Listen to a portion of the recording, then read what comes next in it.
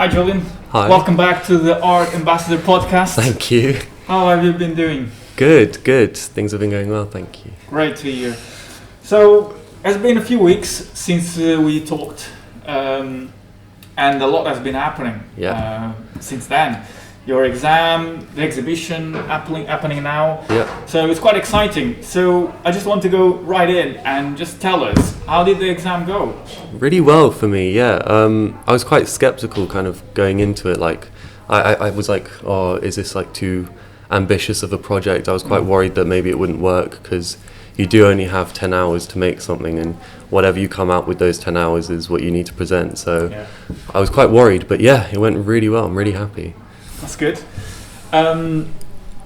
So can you describe what pieces you've done on your exam? Yeah, sure.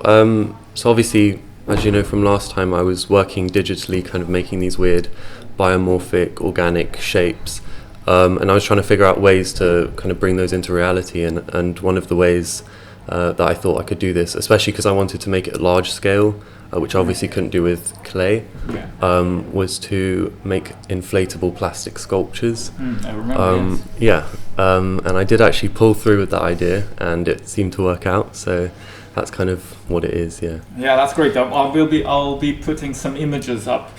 It's quite amazing, quite outstanding what it achieved. Thank you. It's really astonishing. Thank you.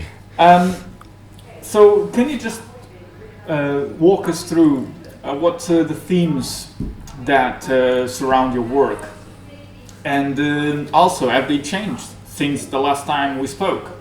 Yeah.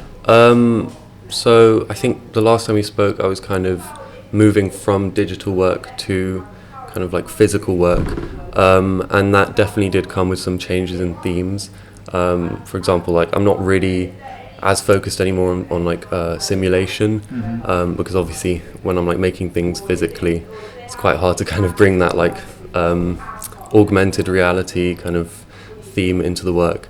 So I've kind of lost that, but I've also gained some themes, because as I was making these in real life, I started to realize perhaps like concepts behind the ideas and like meanings, like the physical ones that I've made. I guess like one of the themes that came with that was liminality between like comfort and discomfort, and kind of how the viewer feels when they're seeing the piece and touching it and looking at it. So yeah, like with the tangibility kind of came really interesting themes that I'm quite eager to look forward to like exploring. That's something that I will be touching in a bit. But before we go to that, to what you'll be thinking about, what you're thinking and exploring in the future. From the last conversation we had through the exam, were there any experiments that didn't go according to plan leading up to the exam? I remember you were at times you were quite stressed about how things were panning out. So can you just talk us a lot about, because that's also a part of the process which is quite interesting to hear about. Yeah, of course. So obviously there's always going to be failures and everything. In terms of experiments, there weren't necessarily ones that were like big fails. It was more just like not forgot, but it was more just like timing, where I was trying out different plastics, and I ordered some plastics like 2 weeks before the exam. They took a while to arrive, and then they ended up not being the right plastic, so I had to order a new batch which didn't come until the day before the exam started. So it was quite like a hectic thing. Keep you on your toes, eh? Yeah, exactly. Like I basically had a day to figure out if the plastic was even going to work for what I was trying to do. Luckily it did. If it didn't, I would have had to, I don't know, try and shape something together with the plastic that I had ordered, but improvise. Yeah, kind of improvise. So that was definitely a setback. But yeah, in terms of experimentation, I've been quite lucky in that most of it does go well, except that one plastic that I ordered which didn't work. Very good. So I guess that's part of the problem solving. Was there any other particular example that you can think of where you had to problem solve and refine the way you went about developing your work?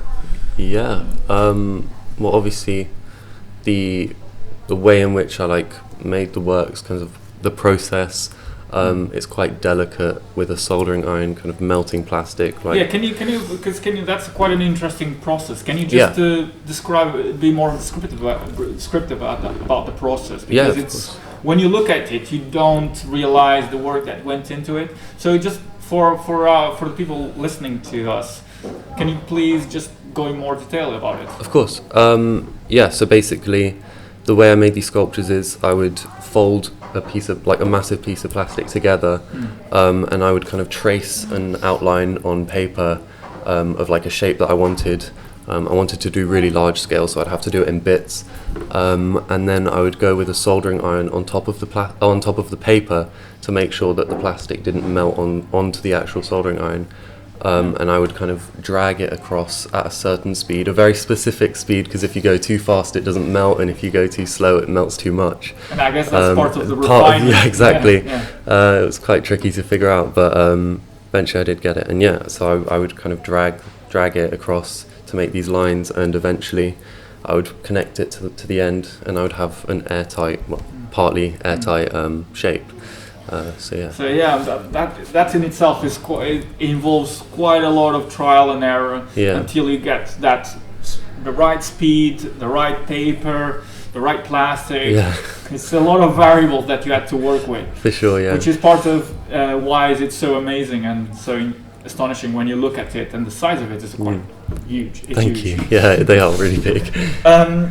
So, I guess this question might sound a bit redundant, but tell us about what you're most proud about through your journey through this project. What are you most proud of it? I guess the fact that I was able to realize my ideas. I definitely always in art have always kind of had almost too ambitious ideas where I need to kind of like, my teachers need to tell me to kind of calm down. I'm like, maybe that won't work. But I think for this project, I was able to do exactly what I kind of envisioned. Obviously, that like I made lots of mistakes and things like this, but I managed to do it, and I think that's probably what I'm most proud of. It's that if you look at my plans, like I was actually able to kind of create that in real life. So great. Yeah. As I said, I was going to come back to the question that you were slightly touching upon, which is, what do you plan to develop next? Do you already have any ideas for the future, for the next year, for your last year at UCS? For next year, I don't really have any ideas. I'm just kind of seeing where this project takes me, where it might end, where a new one might begin. In terms of this project moving forward, I think it would be quite interesting, because at the start of the year, quite a long time ago, I was looking at like blowing up balloons in enclosed spaces and kind of seeing how the environment influences the sculpture inside. And I do, because obviously I lost that when I went into virtual digital work. I lost that kind of, I guess, like the way the environment influences the work, because it was just too difficult to figure out.